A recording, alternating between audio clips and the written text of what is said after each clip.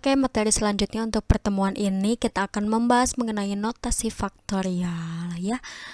Nah, apa itu notasi faktorial ya? Ini di sini perhitungan peluang suatu kejadian dapat dipermudah bila kita mempelajari notasi faktorial. Misalkan n adalah bilangan asli, maka n faktorial. Jadi notasi untuk faktorial itu ini nih, tanda seru ya. Dinamakan n faktorial yang didefinisikan sebagai berikut. N faktorial sama dengan n dikali n dikurangi 1 dikali n dikurangi 2 sampai dengan 3 dikali 2 dikali 1. 0 faktorial itu sama dengan 1. Jadi maksudnya membahas atau mempelajari notasi faktorial ini maksudnya adalah untuk memudahkan pengerjaan nanti ke depan ya, materi selanjutnya mengenai peluang gitu. Jadi nanti kita akan membahas mengenai peluang yang pengerjaannya itu membutuhkan notasi faktorial gitu ya.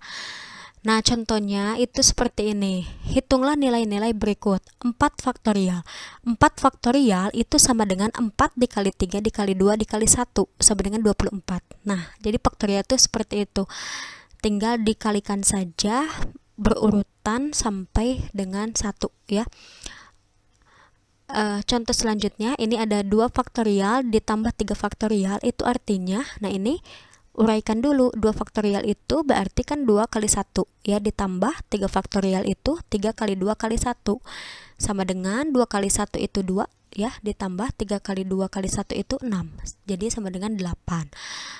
Nah, contoh yang ketiga, 9 faktorial dibagi 5 faktorial, itu berarti 9 faktorialnya itu adalah 9 kali 8 kali 7 kali 6 kali 5 faktorial. Nah, kenapa ini sampai 5 faktorial? Karena di bawahnya ya, atau pembaginya itu adalah 5 faktorial. Jadi tinggal dicoret saja, set-set gitu ya, yang 5 faktorialnya. Tinggal dihitung yang 9 kali 8 kali 7 kali 6 ya, sama dengan 3024 gitu. Itu untuk notasi faktorial, paham ya? Oke, selanjutnya ada namanya permutasi ya. Jika terdapat suatu himpunan dengan n unsur yang berlainan, maka banyaknya susunan atau cara pengurutan dari semua atau sebagian unsur tersebut dinamakan permutasi. Unsur-unsur tersebut tidak boleh berulang kecuali dinyatakan secara khusus. Tidak boleh berulang. Nah, ini sama dengan kaidah pencacahan yang tidak boleh berulang sih, sebenarnya konsepnya sama.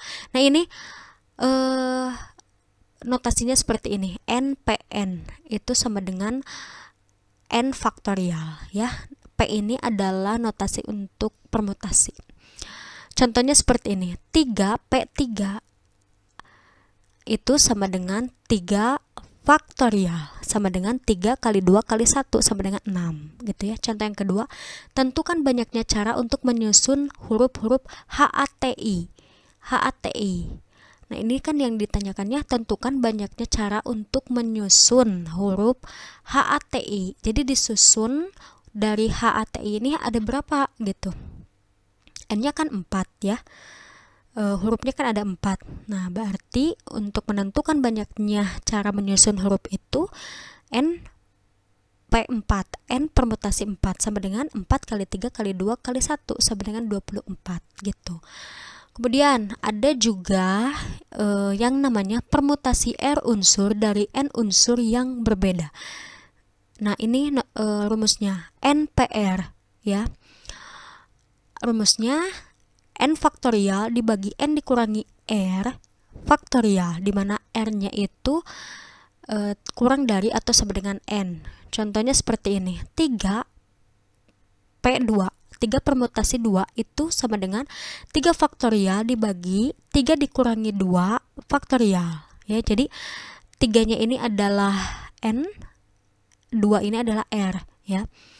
Sama dengan 3 faktorial dibagi 3 kurangi 2 itu 1 faktorial sama dengan 3 dikali 2 dikali 1 gitu ya, sama dengan 6 gitu ya ini kalau dilanjutkan. Kemudian nomor 2 ini, tentukan banyak susunan huruf dari huruf-huruf A, B, C, D, E, F. Tentukan banyak susunan 3 huruf dari huruf-huruf A, B, C, D, E, F. Nah, kalau tadi kan tidak diminta berapa hurufnya gitu kan. Kalau sekarang diminta 3 huruf dari A, B, C, D, E, F gitu. Nah, berarti N-nya sebanyak 6 ya kan, ini dari A sampai F itu 6. Kemudian R-nya banyak huruf yang dimintanya itu 3 ya. Berarti 6 permutasi 3 ya, sama dengan 6 faktorial dibagi 6 dikurangi 3 faktorial sama dengan 6 faktorial per 3 faktorial sama dengan 6 dikali 5 kali 4 dikali 3 faktorial per 3 faktorial, dicoret 3 faktorialnya jadi 6 kali 5 kali 4 itu 120. Nah, ini sama pengerjaannya dengan yang kaidah pencacahan, tinggal sediakan kotak 3 gitu kan. Sediakan kotak 3 kemudian tidak berulang, itu ya konsepannya sama seperti kaidah pencacahan yang tidak berulang. Nah, kemudian ada juga yang namanya permutasi yang memuat unsur yang sama.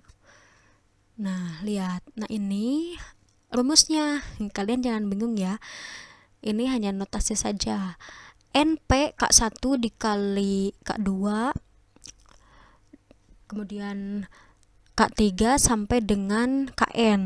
Nah, ini artinya N faktorial dibagi K1 faktorial dikali K2 faktorial dikali K3 faktorial sampai dengan dikali Kn faktorial.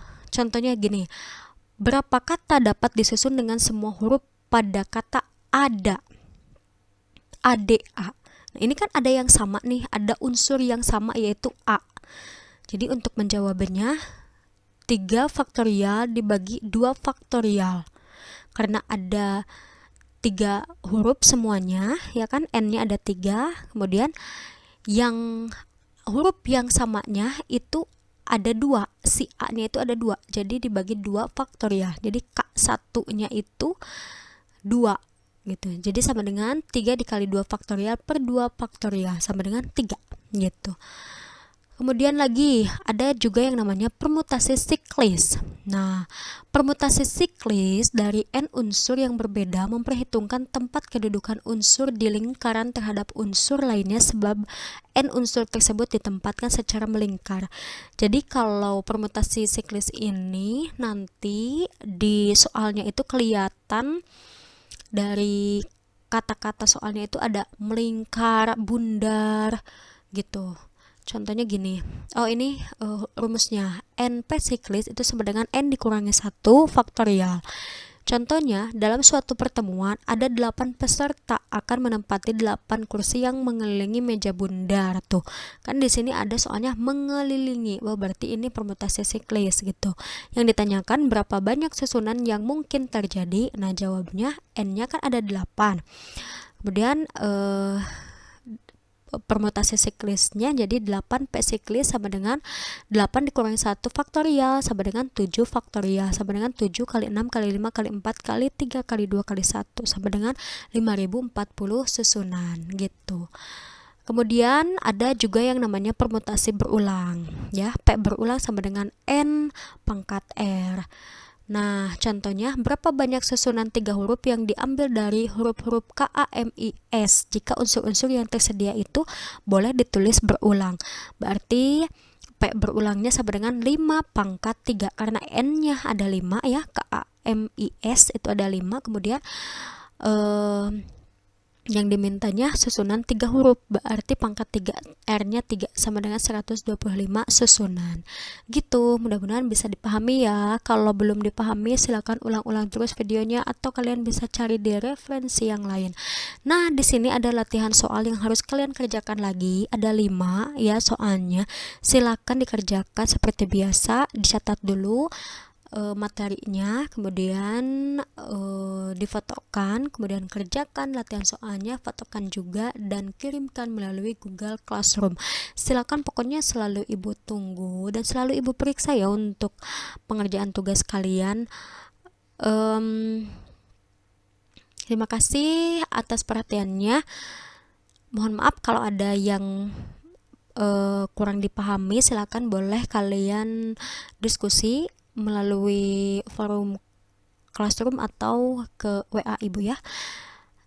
Terima kasih atas perhatiannya, sampai jumpa di pertemuan selanjutnya. Wassalamualaikum warahmatullahi wabarakatuh.